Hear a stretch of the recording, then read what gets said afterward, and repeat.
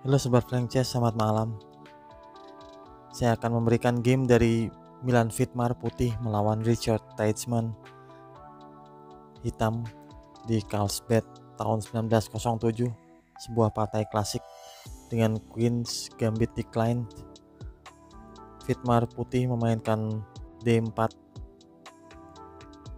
D5, pion C4, pion E6, kuda C3, kuda F6, gajah G5, gajah E7, pion E3, kuda B ke D7, kuda F3, hitam rokade, benteng C1, B6, pion makan D5,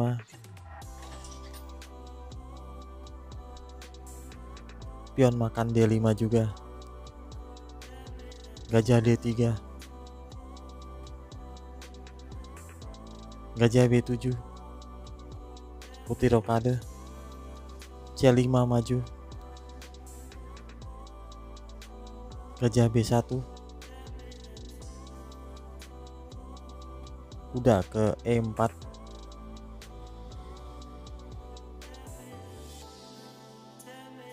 gajah F4, kuda makan kuda C3, benteng makan, C4 maju, raja H1. Lanjut, B5 maju, hitam menyerbu dengan badai pion. Badai putih memainkan G4, sebuah langkah menarik. B4 maju mengancam benteng. Benteng kembali ke C1. A5, benteng G1, benteng E8, benteng naik G3 bermaksud ke H3, kuda ke F8 mengawal petak H7, benteng H3,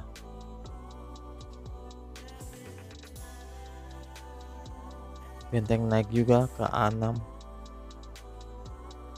kuda E5 maju, gajah D6,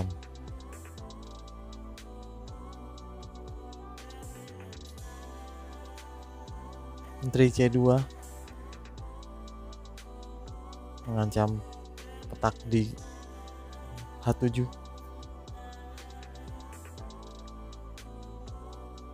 gajah pukul kuda di E5, gajah makan, benteng pukul gajah di E5, pion makan,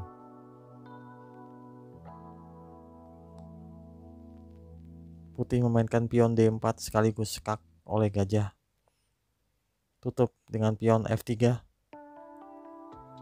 pion makan E3, benteng D1 mengancam menteri pindah C7,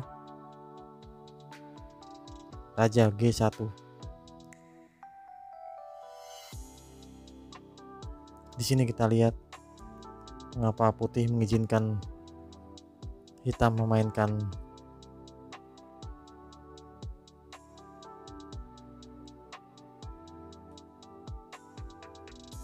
menteri pukul pion di E5.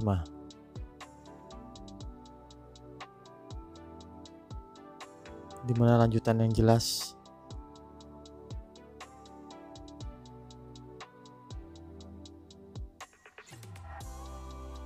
benteng pukul pion di H7, E2, ataupun juga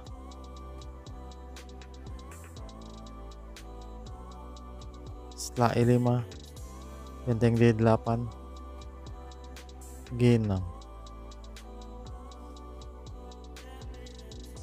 Namun kedua langkah itu tidak diambil oleh hitam sebab melihat langkah yang lebih dahsyat dari putih jika memakan pion di E5, yaitu langsung menteri pukul pion di H7 skak.